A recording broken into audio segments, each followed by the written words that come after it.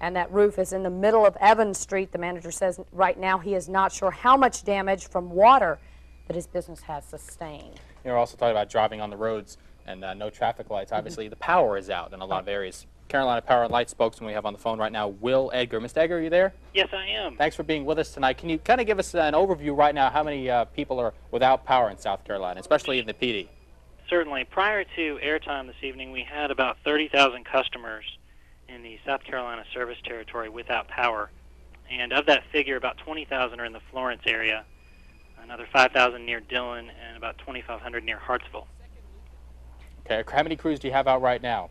It's my understanding, I do not have an exact figure on that. I do know that we've dispatched all our crews in the area to assess the damage, but prior to airtime I wasn't able to get that figure. Okay. I guess most of the problem coming from trees down on power lines and power poles snapped? That is correct. I think trees and limbs are the main culprit right now, but as I just mentioned, trying to assess that damage is our #1 priority. Of course, the question you're always asked, and I know it's a tough question to answer, but any idea when the power might be restored for folks? That is an excellent question. I'm afraid right now we are working with no particular, or I should say specific restoration times.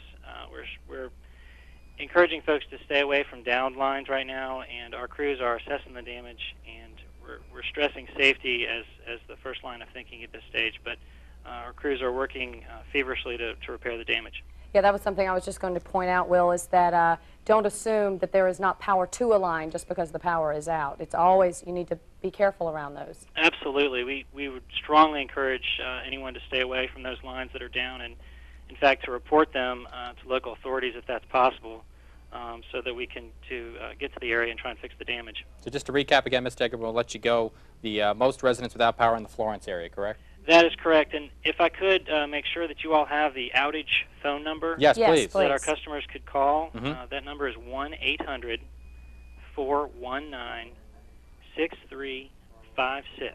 That's to report an outage. Yeah, Correct.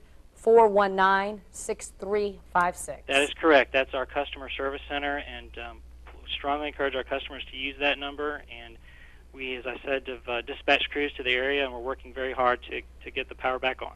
Okay. Will Edgar, thank you so much for joining us. You're welcome. Thank you very much. Yeah. Well, just to recap again, folks, if you're just joining us, you're on WPDE News Channel 15, bringing you complete coverage of the severe weather that moved through the area tonight. Again, no injuries reported that we know of right now. Power outage seems to be the main problem. A lot of tree damage, trees falling on homes, and some businesses affected.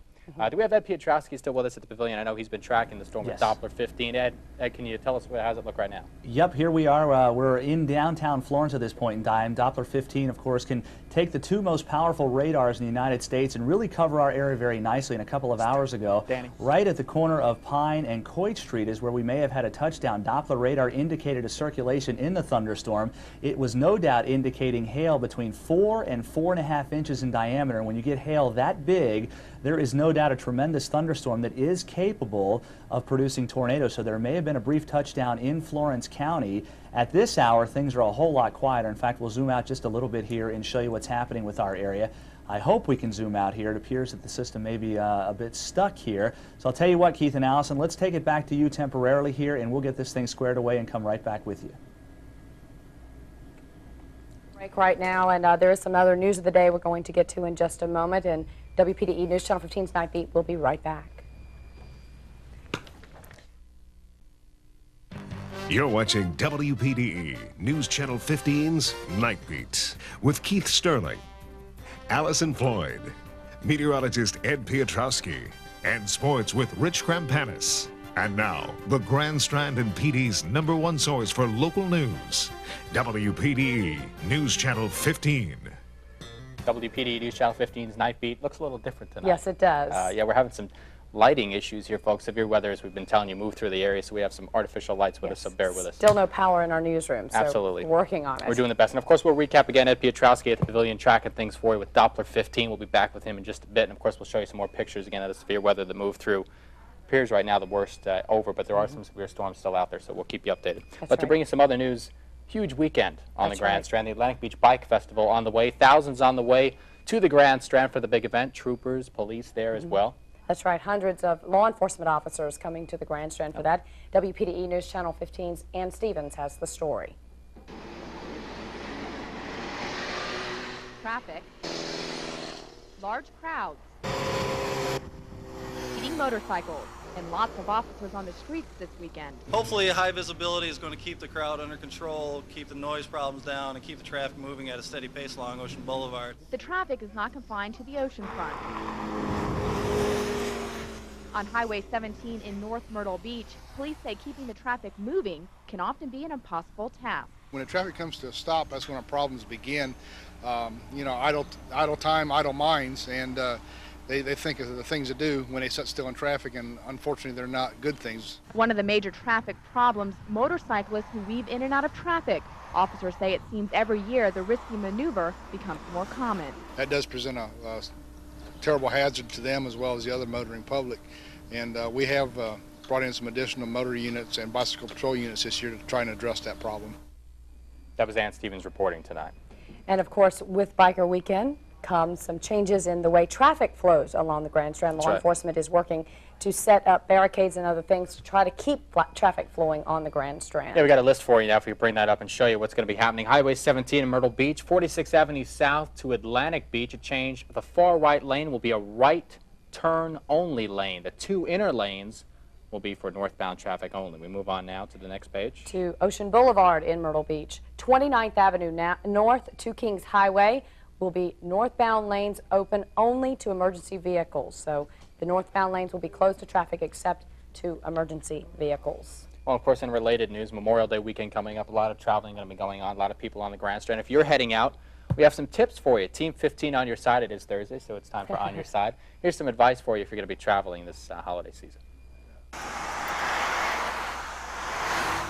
The sights of summer on the Grand Strand.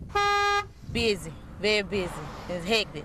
Oh man, it just kills us when we're commuting to work. It takes me 40 minutes, but when it's Bikers Week, it's about an hour and a half. Memorial Day is the unofficial start of the busy summer season, and with the Atlantic Beach Bike Festival in town this weekend, gridlock is almost a given. Anytime you put that many people into this small an area, there's no way around that. This is typically the deadliest time of the year for motorists, and with a record number of deaths already this year on Horry County's roads, troopers are on the lookout everywhere. We'll be looking for the things that are causing these wrecks. Speeding violations, driving under the influence, people pulling out in front of other people. Here are some tips to keep in mind if you do plan on traveling this weekend and throughout the busy summer months. Be on the lookout all around you. Wear your seatbelt, obey all speed limits, don't follow too closely, and always allow yourself plenty of time to get where you need to be so that you can be safe while you're traveling. Some good advice from Corporal Causey. Be careful this weekend if you are That's traveling. right, especially out with this weather. Yeah. Chief Meteorologist Ed Piotrowski has been following this severe weather, and he's going to join us in just a moment with Doppler 15 for the very latest. Stay with us. Sure.